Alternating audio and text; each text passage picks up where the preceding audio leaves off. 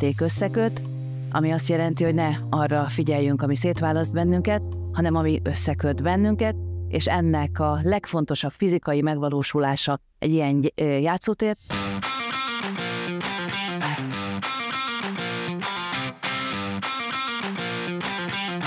Ez egy körbejárható játszótér.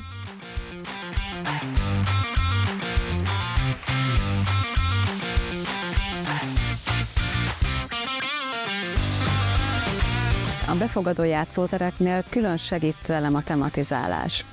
A tervezőmérnökök számos órát belefektetnek abba, hogy ezzel a tematikus kidolgozottsággal, ami minden elemén megjelenik a játszótérnek, az eszközökön, a gumiburkolaton, vagy az ülőbútorok kialakításában, azt a szerepjátékot segítsük, hogy miért is vagyunk ezen a játszótéren, jelen esetben miért lovasportokat mutatunk be. Ezzel segíti és serkenti a gyerekek fantáziáját, és sokkal könnyebben megvalósulhat a befogadó játék. Egy ügető pálya közepén állunk most jelenleg, ahol a játszótér legnagyobb játéka található. Ez egy kombinált, moduláris játszóelem akadálymentes résszel, és olyan résszel, amit az épp gyermekek is tudnak használni, ezáltal is megvalósulhat a közös játék. Az ügető pályán lehet versenyezni, ehhez támogató feladatokat nyújt a mögöttem látható játéknak a paneljein látható feladatsor. Lehet időre versenyezni, időmérős játékot használni, vagy hányszor futott a körbe a pályát lehet rögzíteni, illetve a nyertesnek mind dobogóra is lehet állni, ami szintén a játék mellett helyezkedik el. Különböző játékokat találunk még itt, amit különböző fogyatékossággal élő emberek is ki tudnak próbálni. Ilyen például a süllyesztett peremű trambulin, ahol manuális kerekesszékkel rá lehet menni, teherbírása 70 kg. Van ilyen süllyesztett padozatú játékunk még, az a körforgó, amely játszótérnek a túlsó oldalán található.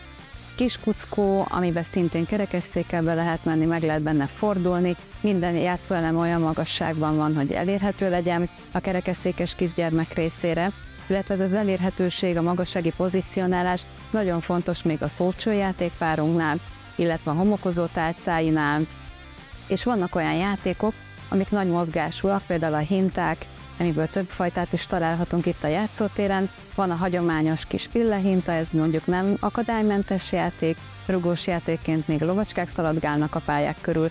Nagyon fontos hagyományos játékokat is tenni, hiszen ezzel még jobban kiegészítjük a játszótérnek a színességét, de van olyan hintánk is, ami speciális ülőkékkel felszerelt, babamama ülőkével, ahol az anyuka hintázhat a gyermekével, fészek hintaülőke, ahol akár a mozgássérült gyermekek is hintázhatnak ülve vagy fekve. Egyéb ülőbútoraink is támogatják ezt a tematikát. Nagyon jó pofa a két szekeres fogathajtó pár, amivel tulajdonképpen versenyezni lehet az ügető mentén. Az egyik eleme úgy van kialakítva, hogy szándékosan ki van hagyva a szekérrész, hiszen ide akár kerekesszékkel be lehet gurulni és vezetni a lovacskát, a másik pedig teljesen hagyományos kialakítású. Nagyon fontos azonban, hogy az ülőbútorok változatosak legyenek, sokfajták legyenek.